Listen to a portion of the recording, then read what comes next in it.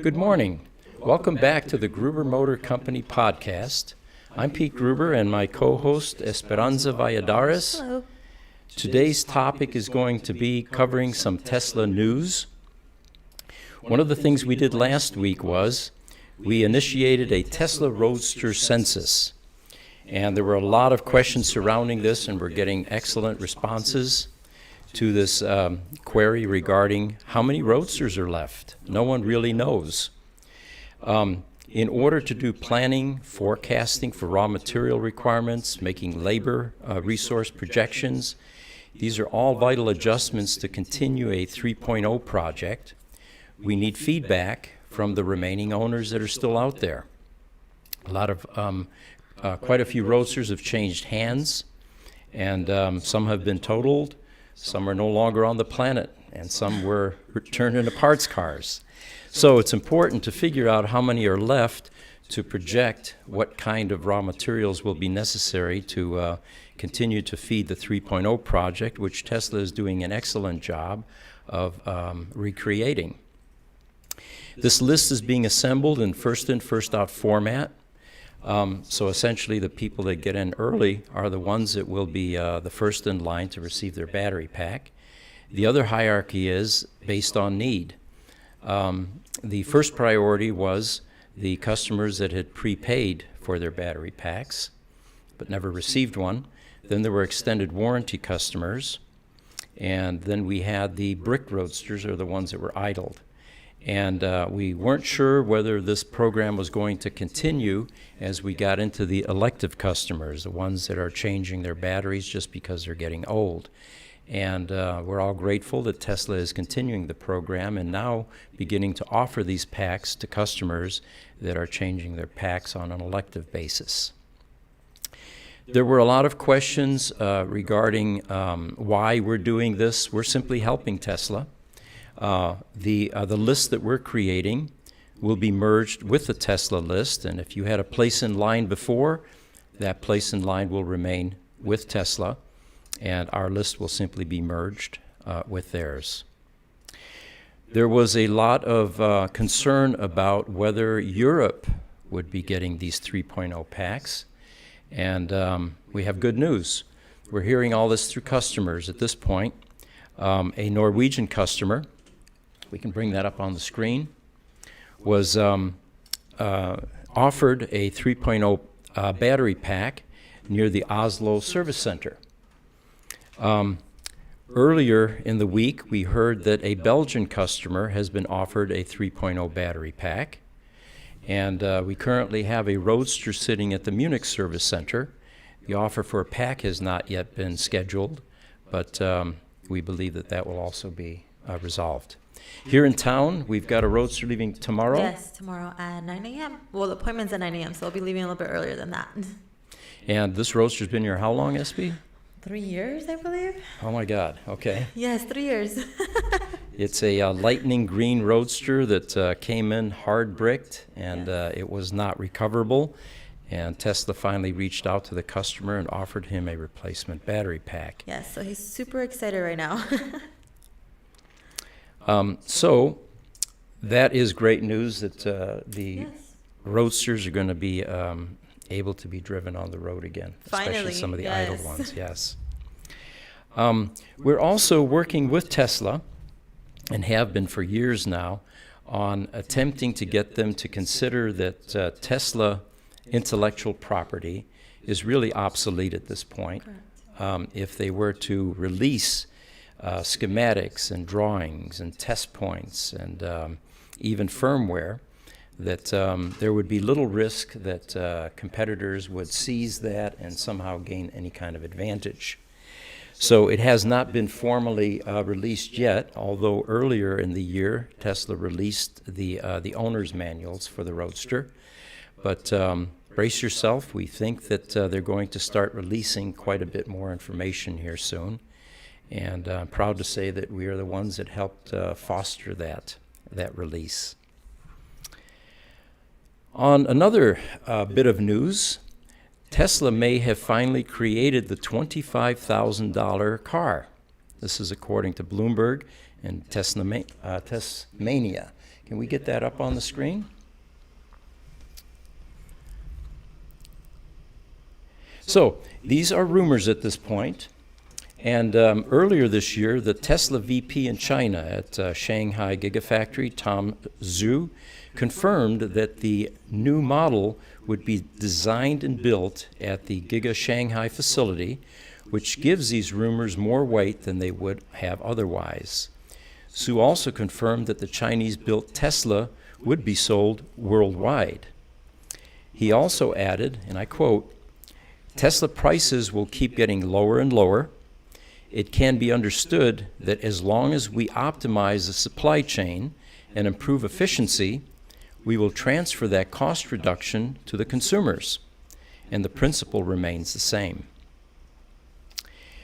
The company later announced that a number of recruits to develop a small Chinese car was, of course, in process, and it did not release any sort of information about what it will look like and when it will be released. So that's pretty exciting. We were all waiting for a sub $30,000 EV, which could actually revolutionize and create more mass adoption for EVs. So do you really think this is going to be possible? Like what he's saying is going to be true? Like the... Well, they have to for another reason, which is the competition is heating up. Okay. There are companies out there, a Chinese company, Kandi, KNDI, Yeah. trading on the NASDAQ, I believe, that with tax credits actually had a car that was just under $10,000, Oh, wow. 100% EV. It wasn't very exciting. It was an 80-mile range car, but nonetheless, it would definitely compete with ICE cars in terms of price point. So would this also reduce the cost of Tesla itself, or is he mentioning like lowering the cost of just in general electric vehicles or the vehicle he's building? Well, if you remember when we went from the luxury Model S, which was considered a luxury car, to the Model 3, there were certain corners that were cut. The door handles were no longer presenting, for example, Right. which is all about cost reduction. So Okay. we don't yet know what kind of cost compromises will be made to create a $25,000 car, but I'm sure it will be some deficiencies compared to the other cars. Right, because if you're not putting money into it, these cars are not going to be 110%, right? Some things are going to be falling apart, right? I Well, mean, we hope that does not happen. Usually Tesla is obsessive about quality. Okay. They're kind of like Apple, there's a certain standard that they adhere They to. have to So meet, I yeah. don't expect this to be a really standard car. Okay. Okay. Interesting. Getting back to Roadsters for a moment, there were some carbon fiber aspersions made within the last week. We have been increasing our carbon fiber offering for Roadsters on our website, and it has been expanding and still will be. And the allegation was that this stuff is made in China. Well, nothing could be further from the truth, and that it's Walmart quality, and that the clear coat is not UV resistant, and it's going to cloud. And anyway, all of it is nonsense. These parts are actually made by companies that are larger than the existing companies that that had market share, or the company that had market share. The companies making this have heavy investment in things like autoclaves, and which is a far superior way to building carbon fiber.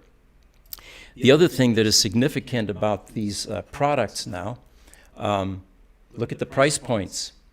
Things have tumbled enormously, and it looks like there was a lot of fat and margin in these parts prior. If you look at that $1,140 piece, that is the carbon fiber dash assembly. And even the current vendor that has had market share is using this stuff, but charging a lot more for it. So if you want a product that is better than what you've been buying and at a better price point, this is the place to go.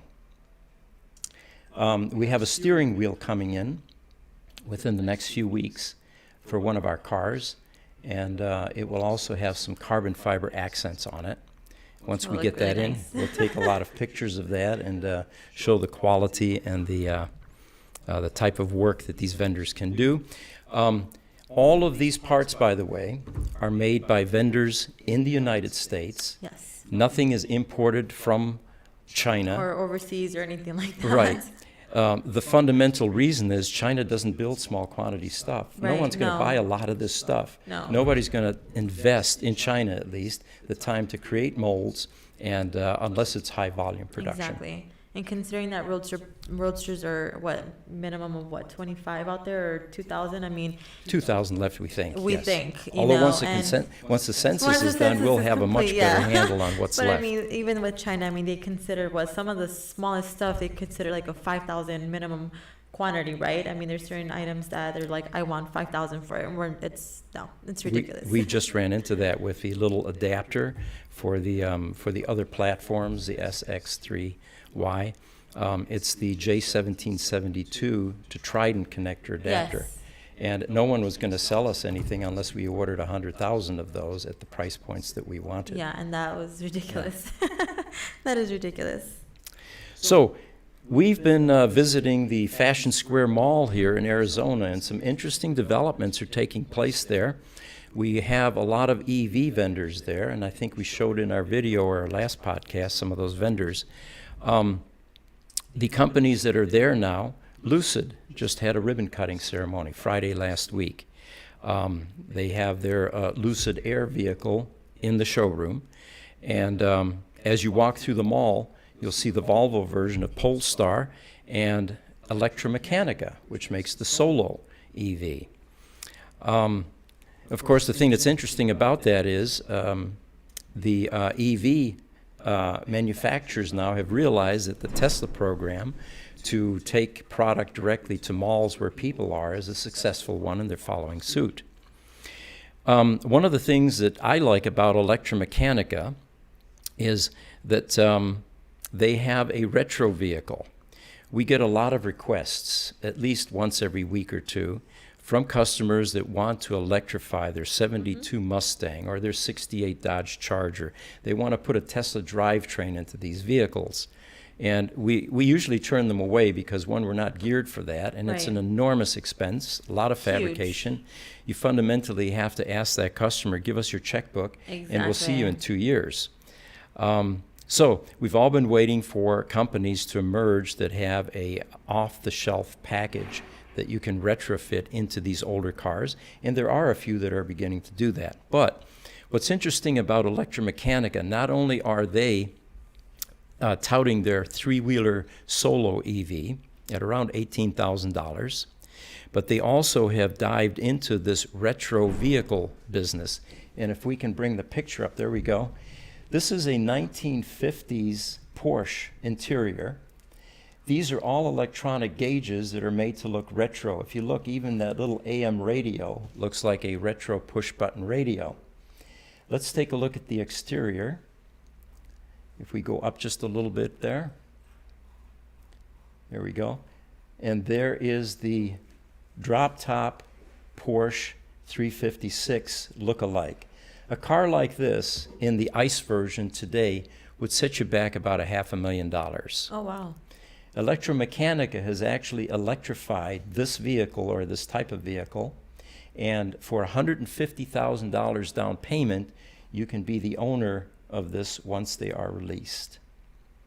So hats off to a company that has a little forethought and decided to go into a niche market that really none of the other EV manufacturers have yet thought of or gone into. Oh my God, the detail on that vehicle, though. It is pretty. Gorgeous. The other thing that's noteworthy about this, Arizona is becoming an EV hub. Now, Electromechanica is here in Arizona. They just broke ground on a 235,000 square foot engineering facility in Mesa, Arizona. And they claim they will be pumping out cars next year. They are going to assemble 20,000 Solos, employ as many as 500 full-time workers here. And the startup is in good company. There are other companies that are starting to come in. Of course, Lucid is already here in Casa Grande, and we believe that they will have their car before the end of the year and begin releasing vehicles.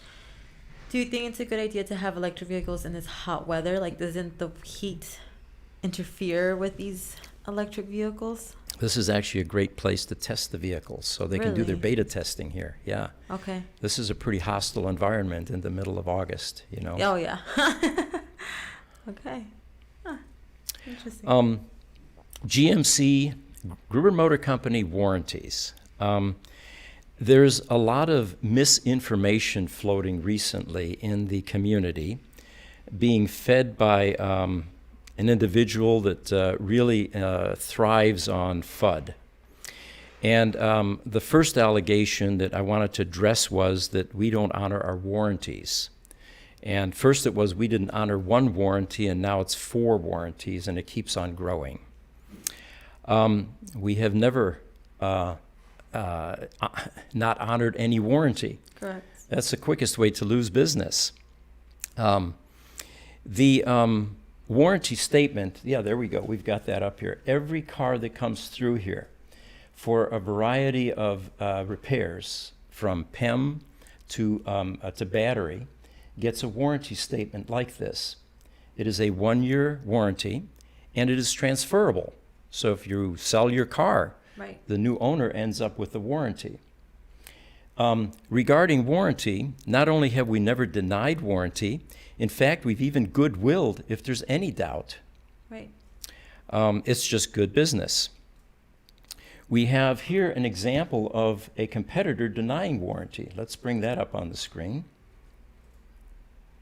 And this was a car that came here that was an attempted repair by an independent here in Arizona. It came to our shop. We ended up not having the part that was needed in the PEM. Normally we repair all the PEMs. Correct. And we do not part out any PEMs because they're so valuable and so rare. So the customer went out looking for a board and found a vendor, but the vendor wouldn't sell him the board. He claimed that he needed to have the entire PEM at his shop. So we shipped the PEM up to him, and he ended up doing a repair. It took a few weeks, and the PEM finally came back to us. We fired it up. It worked. We Right. drove it around the block for 20 minutes. We Correct. were charging it, and suddenly the Phase B board blew up in the PEM. Correct. We then contacted the customer. We opened the PEM.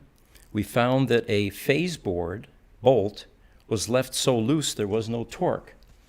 I have a picture of that here in a moment, but if you notice here, let's go back to that warranty denial. The initial position from this vendor was, I'm not buying any of what you're stating. I am not paying a dime. And he went on, basically saying there was no warranty for this. Now, if you take a look at the torque wrench here, it shows that there was 0 torque on this bolt. In fact, it took a turn and a quarter before we were able to get that bolt to tighten up. The way that we handle PEM repairs is, there isn't just one QC process. We have a person doing the actual rebuild. Correct. Then there's a first step QC process, and then there is a second step QC process. Correct. The reason we operate that way is we consider PEMs like airplanes. There's 0 margin for error. 0. Yes.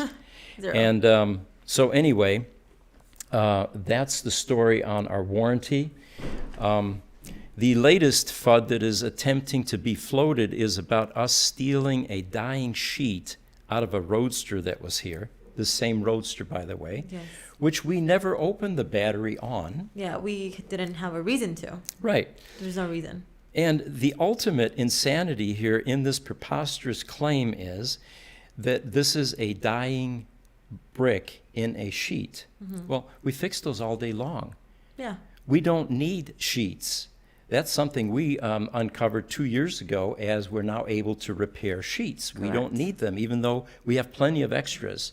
So why would we go into a customer's Roadster, steal a sheet out of it that we could repair anyway, Right. and replace it with what? You Right. know? Anyway, don't be fooled. The goal of this type of FUD is to discredit our organization. And it's fundamentally because there's a serious amount of envy.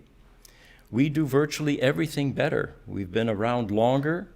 We have a relationship with Tesla that goes well beyond what this vendor has. Right.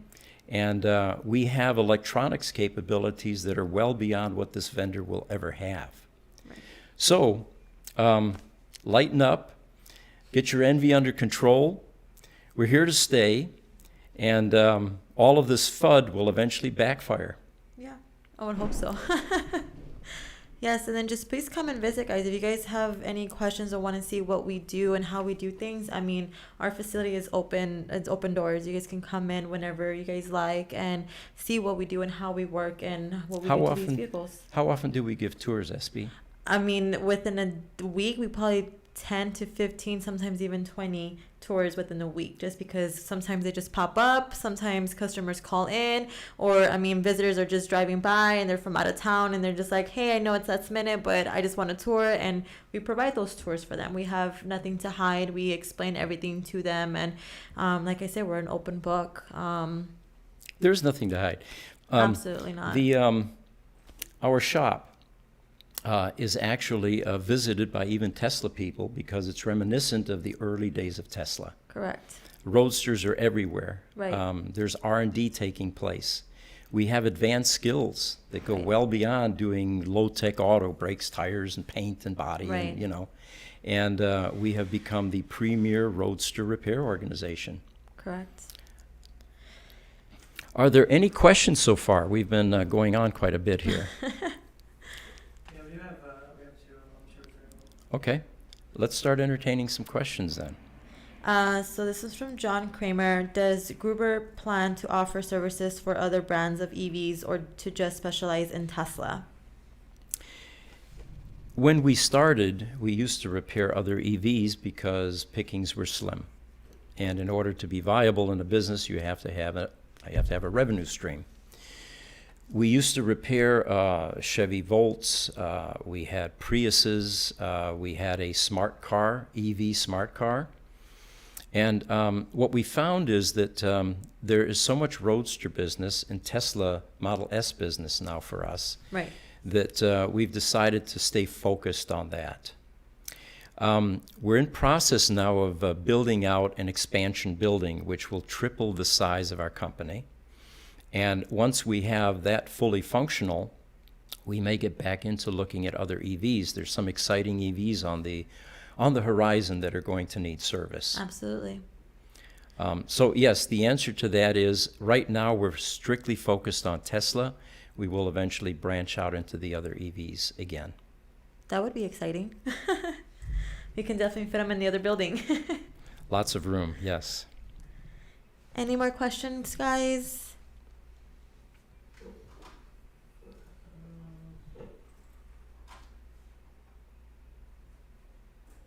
By the way, while they're looking, we have job openings, and we're always looking for qualified technicians/mechanics.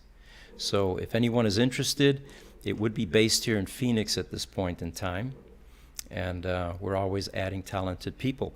We just had one of our customers from up north whose car has been here twice, send us her son as an intern. And he spent the summer with us. Yes, that was fun. He was learning an enormous amount, and we also accept internships. Yes, we do. So those of you that are interested in joining a disruptive technology and preparing for a career in fixing electric vehicles, that's also an option for you.